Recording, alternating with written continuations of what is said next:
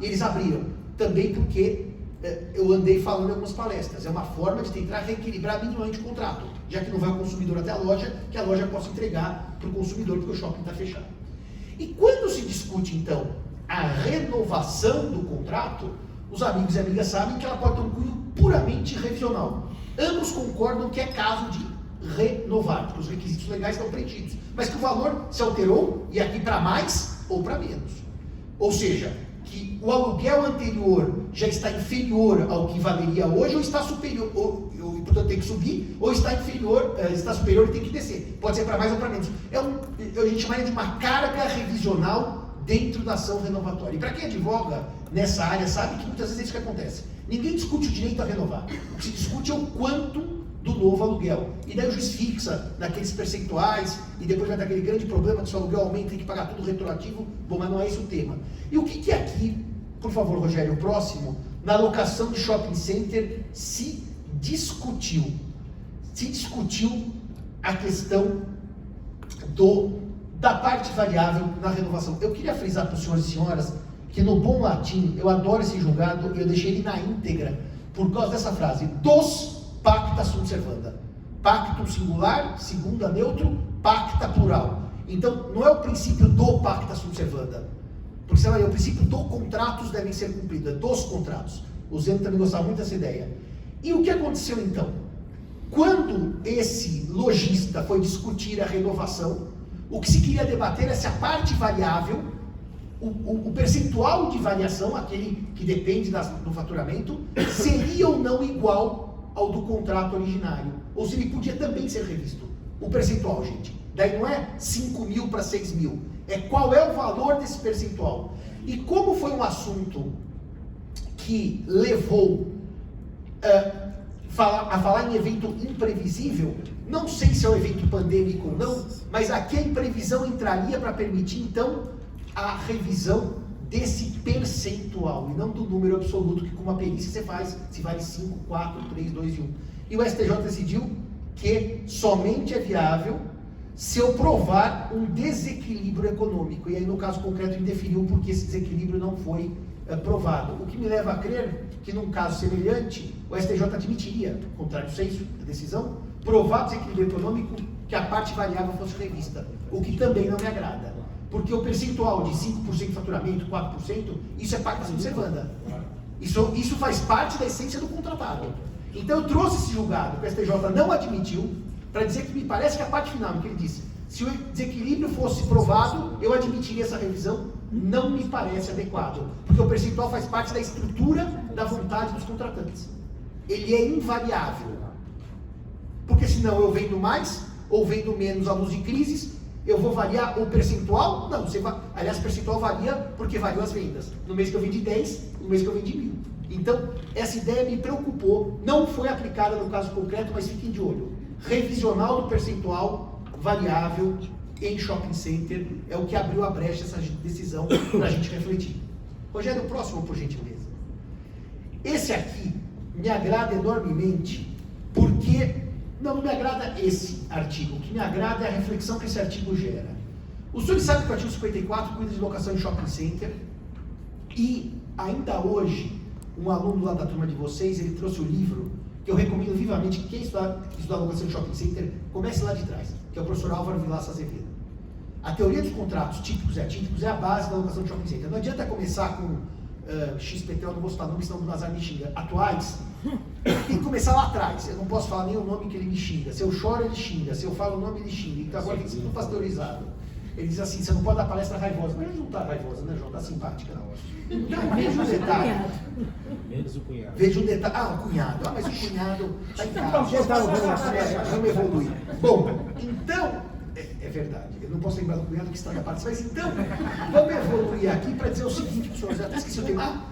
E por que o 54 é interessante? Porque a locação de shopping center é um contrato atípico. O professor Vilaça explicou isso na fórmula de Paulo, douto des, douto facias, faço e faço des, que não precisa saber latim. Mas as prestações, dar para que des, dar para que faça. E ele explicou que o shopping center só pode ser atípico. Porque, claro, que tem uma série de obrigações de fazer e não fazer que não são da locação. Por exemplo, fazer a vitrine de acordo com certas regras. Quando eu alugo uma casa para morar, ninguém fala, o senhor só pode usar a casa de acordo com essas regras. Aliás, professor Angélica, um dos temas que nós vamos ter estudado muito são imóveis locados por grupos que têm os mesmos interesses, idosos, artistas, etc., em que eles criam dentro da locação, não é condomínio, regras próprias de uso daquele bem. Para convívio, é o co-living, exatamente isso. Mas, e o que também me parece que vai gerar um problema de acordo com a lei geral, mas isso não é o caso. Aqui, a locação de shopping center é contrato atípico. A lei menciona em 2 lugares, só como menção. E o fato de ela dar um nome não quer dizer que ela regula e disciplina na sua inteireza. A tipicidade é isso. Tipicidade, tem que explicar tudo. Se não explicou tudo, dá o nome, o contrato segue atípico.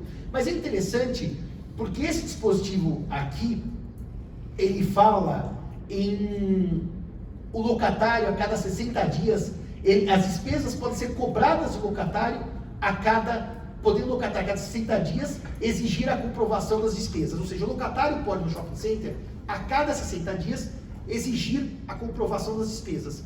E o que o locador defendia, é que se ele não pede após 60 dias, decaiu o direito de pedir. Vejam, a lei diz que ele pode a cada 60 dias pedir comprovação. O locador dizia não. Passou 60 dias, você perdeu o direito de pedido. Entenderam qual é a lógica? O que a lei não quer aqui é que a cada 30 dias ele peça. Então ele tem que ter um mínimo de 60 para pedir. Senão a cada mês ele pede. Isso é o texto frio da lei. E o STJ, Rogério, por favor, o próximo, acertadamente disse que o prazo de 60 dias não é decadencial. Não é assim, passaram 60 dias, ele não pede mais as contas. O que ele não pode fazer. Ó, não se preocupe, se quiser, depois vocês mandam aqui no Instagram que eu mando os slides para todo mundo, para quem quiser os slides completos. Porque o prazo de prestação de contas é de 10 anos, ou seja, o maior prazo prescricional do Código Civil. Não é decadencial e não é de 60 dias. É uma prestação de fazer em 10 anos. Portanto, o que a lei não quer é que eu peça a comprovação em menos de 60 dias. Mas eu até 10 anos posso pedir a comprovação. O STJ, na minha visão, acertou bem essa questão do prazo, que não é decadencial. E como eu tenho 10 minutos, last but not least, o próximo slide, Rogério. Não, tem que pular esse daí que não vai dar tempo. Pula esse daí, depois você manda o material. Isso, pula mais um. E aqui nós chegamos na revisão judicial do contrato, que é o tema que o professor Nazar vai trabalhar longamente, com vários detalhes históricos, a partir de Santo Agostinho e tudo mais. Ele vai voltar, inclusive, no início era o verbo era Deus, que é São João. Então, eu não vou falar tudo que ele vai falar, mas vou falar uma parte que ele não vai falar porque eu vou falar. Entenderam a lógica? Sim. Muito bem. Se eu vou falar, ele não fala, então eu vou falar. O que acontece é o seguinte: a revisão do contrato de locação foi um dos grandes temas pandêmicos. Aí ninguém tem dúvida. Ponto número 1. O mercado de locação, dados do Secov, se comportou maravilhosamente bem na pandemia. Por quê? Foi um dos mercados em que mais se renegociou, em que mais se compôs. Ou seja, abro mão aqui, você abre mão lá, e portanto os assuntos que foram ao judiciário são inferiormente menores aos problemas do dia a dia que a locação enfrentou. Ou seja, o mercado locatício, isso são dados comprovados, se mostrou maduro, se mostrou bem resolvido em matéria de negociação. Então, primeiro assim, não é o caos com alguns pregos. A locação entrou em caos. Mentira. A locação se mostrou mais forte que outros contratos, como, por exemplo, o educacional, que todo mundo quis a justiça para não pagar a escola. E que as escolas talvez não tenham também negociado bem, mas isso não vem ao caso. E esse nosso código que está aqui, capitaneado pelo professor Flávio Tartucci, em que eu tenho a alegria de escrever sobre o 317, ele é citado nessa decisão. Você poderia passar, Rogério, para o próximo, eu já estou quase no final, que é a revisão do contrato de coworking. Os senhores sabem que um sistema hoje muito utilizado em termos comerciais é: eu entro num imóvel que no fundo eu sou o quê? Locatário de um espaço físico que é meu e que depois eu posso locar por horas. Por exemplo, a ASP faz coworking por horas aqui na Vida Paulista. Ou eu posso locar por mais long term, que normalmente tem uma área comum onde eu posso locar uma sala de reuniões mediante reserva e um pagamento extra. Eu tenho até as máquinas de café, basta que eu leve minha própria cápsula e tomo café. Eu tenho máquina de xerox que pagando eu posso utilizá-la. Ou seja, é um contrato que é uma locação, mas é uma série de outros serviços prestados pelo coworking. E o que aconteceu na pandemia? Com os decretos que proibiram a circulação e geraram isolamento social. Evidentemente que muitos imóveis comerciais foram completamente fechados. Ninguém podia usar. Eu estudei um caso muito interessante, foi uma pena que eu fui contratada para dar esse parecer, que era um imóvel de locação normal, não coworking, mas que ele tinha uma parte do hospital sírio-libanês, que eram os exames de Covid não feitos ali, naquele imóvel. Então, evidentemente que os outros não puderam nem chegar perto, porque o volume, o afluxo de pessoas naquele prédio foi enorme, porque era um teste para Covid. Então os outros imóveis ficaram vazios e não podiam, naquele caso, ser usados nem no mínimo, porque havia um problema sanitário maior naquele imóvel. Mas eu acabei não sendo contratado para esse parecer. Mas para dizer o quê? O coworking não pôde ser utilizado por conta das medidas restritivas. E o STJ teve que analisar, então, esse é um dos 3 julgados hoje do STJ sobre a revisão, e é o único que eu vou falar, porque é pertinente à locação, se eu poderia ou não rever este contrato de coworking. E aí volta no debate, que esse professor Bruno Nazar vai trazer, se a base de revisão é o 478 ou 317.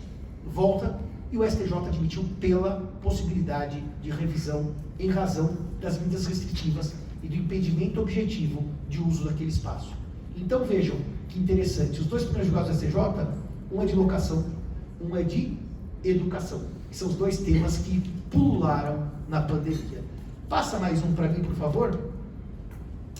O ministro Salomão dá aqui a justificativa e vai dizer: estando configurados o equilíbrio estrutural da relação entre as partes, e com razão das diretrizes da boa-fé e a função social, olha aí como disse o professor Tartucci, e da equivalência material, a revisão é de rigor. E pode passar mais um, Rogério, por favor? E para minha alegria, o STJ cita um trecho do nosso Código Civil comentado, em que eu falo sobre isso. Resultado prático, senhores, e aqui eu termino. Muito se discutiu, na época em que o país tinha uma pujança econômica que não se verifica, e dinheiro sobrando com juros muito baixos, se a locação morreria, porque afinal era mais barato financiar para comprar do que locar. Estou dizendo locação residencial e comercial. A comercial, a história mostrou que não, porque os grandes empresários não querem aportar dinheiro para comprar e imobilizar um ativo, se eles podem usar o dinheiro do aluguel para bater do imposto de renda. Então, a locação comercial ela continua de vento em popa. Se perguntar para alguém, o senhor prefere comprar ou alugar, as grandes empresas, os grandes comerciantes alugam e não compram. A residencial passou por esse dilema. Vale a pena alugar ou não vale a pena alugar? Ah, mas se o juro está baixo, eu pego um financiamento e compro a casa própria. Para que eu vou pagar para o locador? Só que o Brasil se mostrou um país de instabilidade na política econômica e que não é de hoje. É do tempo do Dom João VI, quando ele abriu os portos às nações amigas em 1808. E, portanto, de lá para cá, nós só tivemos crise. Os jovenzinhos que nasceram depois de 94 no Plano Real acham que o Brasil não é um país inflacionário, porque eles não lembram, a professora Ana Paula Patino também não nasceu nessa época, não lembra.